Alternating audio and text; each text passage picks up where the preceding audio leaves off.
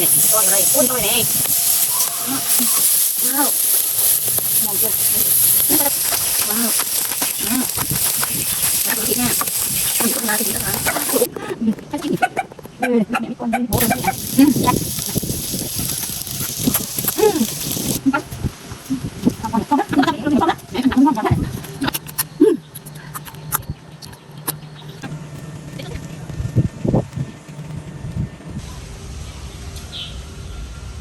Mít nhầm. Ôi mít này ôi. Thích quá đi. Ôi ôi, nó sao như thế này, có thể bẻ đi không trời ơi. Bẻ bớt đi không trời ơi. Ôi, củ thì nhiều nữa chứ. Này. Không được ngon. Bẻ đi á. Bẻ đi thử đi nha. Ta phải đi hái thôi. Ôi nhiều hoa thế này. Ôi đẹp chưa kìa.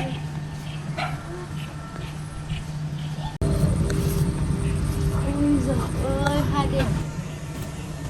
Dễ thương thế nhỉ?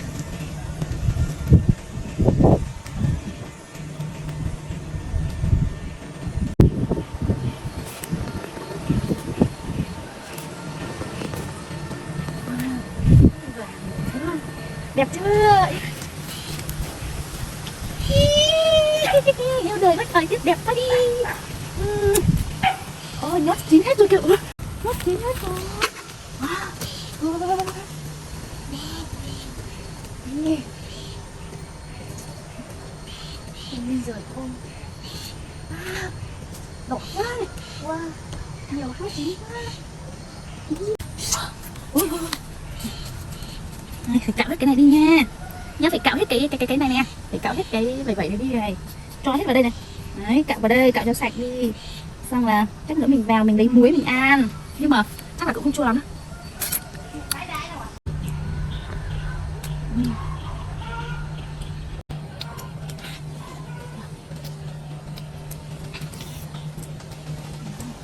Wow. Béo. Quả này béo nha.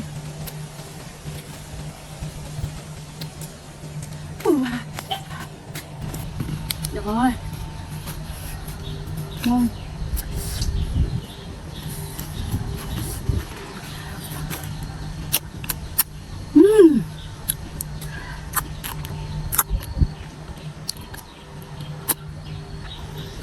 Ngon quá. Chín ngọt đấy.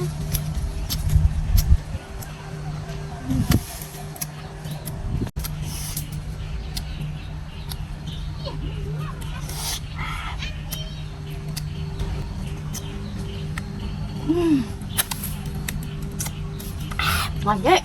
Mang vào.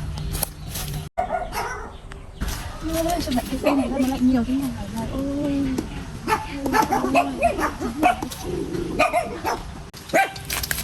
Heo này thôi. Năm nay nhà mình được mùa mít. Ôi trời ơi, nó rụng rồi. Cam. Ngon thật đấy. Bao nhiêu là vườn, bao nhiêu cây trái hoa quả. Thôi đi vào nấu ăn đây, muộn rồi. Đây hãy về làm canh nha các bạn nha. Đây. Rau này ăn rất tốt nhá. Tên cái rau này gọi là rau cải bó xôi các bạn nha. Rau này là rau cải bó xôi. Các bạn chỉ nấu với trứng này hoặc là thịt xay này là được một bát canh. Mình chỉ vài nắm là được một bát canh. Trời ơi, ngon đến này. Trời ơi mẹ ơi. Rau này ai mà có bầu nhá, cực kỳ là tốt. Ai có bầu đi mua rau này về ăn nha. Đã đủ rồi đấy, mình đi vào nấu thôi nha. Bye bye. Rau này gọi là rau tía tô nha. Ăn tía tô này rất tốt. Ăn tía tô rất tốt mà mùi nó thơm gì đâu á. Mùi thơm nhá. Mình rất thích ăn rau này. Ai ăn bún đậu mắm tôm có cái rau này thì thôi rồi luôn. Nhanh lớn thế, mẹ chồng nhanh lớn. Đi mấy cánh nữa thôi, không làm nấu nào. Đủ đấy. Thơm đấy.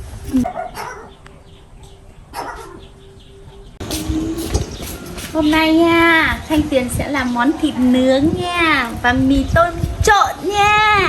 Đây nào, vào bếp cùng Tuyền nha. Ok. Nào. Ui nhìn ngon chưa các bạn ơi. Này, đó, thịt ba chỉ nha. Nhiều. Nào. Ngon dã man. Bắt đầu lửa đã dựng. Đây nào. Ok. Đây, đặt vào đây ăn nướng thịt nha. Đây. Đấy các bạn đã thấy chưa? Này. Wow. Bắt đầu nướng thôi. Wow. Đã chưa? Ui trời ơi. Đã thấy thơm rồi nè.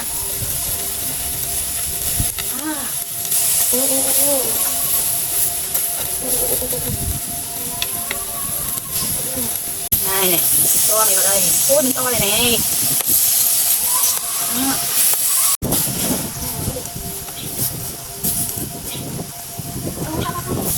Ôi thơm thế nhỉ. Đây, bắt đầu. Nè. Wow, mì trộn nè. Đây.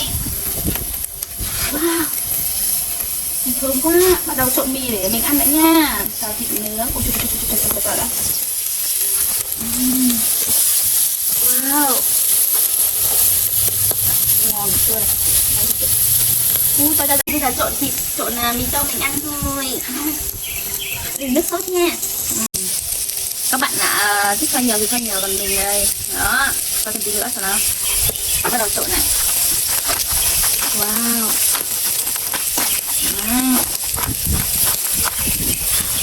Rồi ăn cùng với thịt nha. Giờ mình cứ trộn thêm tí nữa cho nó. Ồ, cái này hơi cháy rồi, Wow, đây nha. Bắt đầu làm miếng thịt nữa à. Đây nha.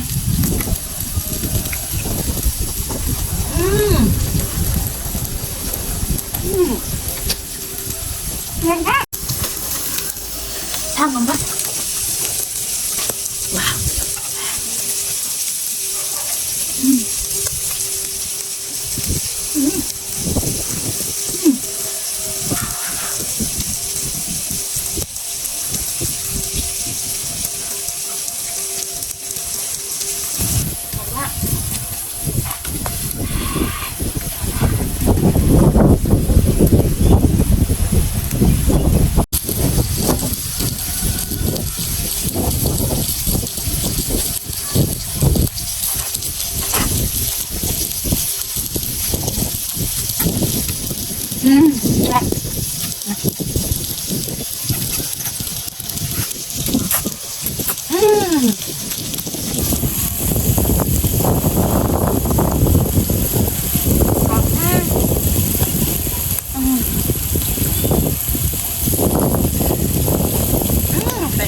Lấy nước chấm nhỉ.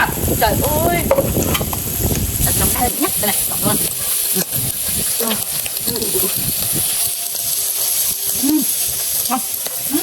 Đây. Thôi mình ra đây chốc nữa nướng tiếp, ăn tiếp. Để đây ăn đã nha. Để chốc nữa nướng tiếp ăn nốt chỗ này đã. Ôi trời ơi. Ăn chỗ này đã. Sang bên này ngồi. Sang bên này ăn ngồi không uống nước. Ra. Nào. Ui này. Ngon. Quấn lá rau này này. Đấy, đây là lá tía tô vừa mình hái đây này. Này, lá quấn vào ăn. Ngon thế nhỉ. Trời ơi.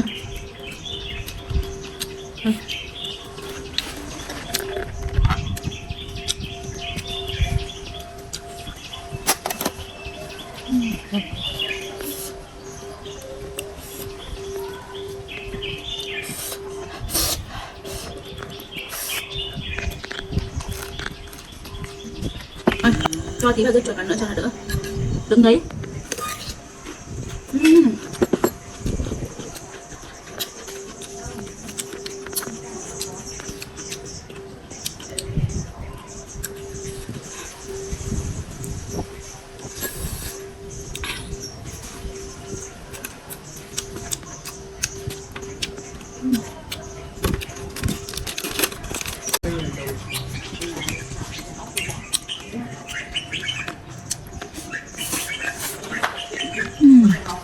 Ngon lắm.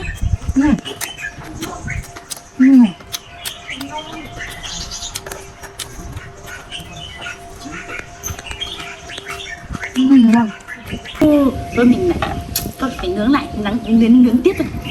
Cho từ từ đấy nhá, nướng tiếp ăn. Ăn nữa. Nướng lạnh này cho chín đã.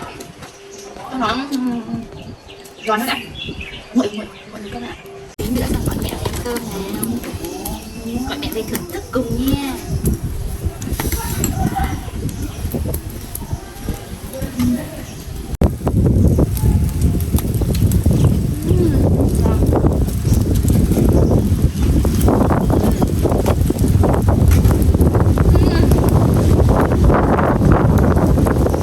Để nước đâu nhá, nước con này đó, đâu nhá.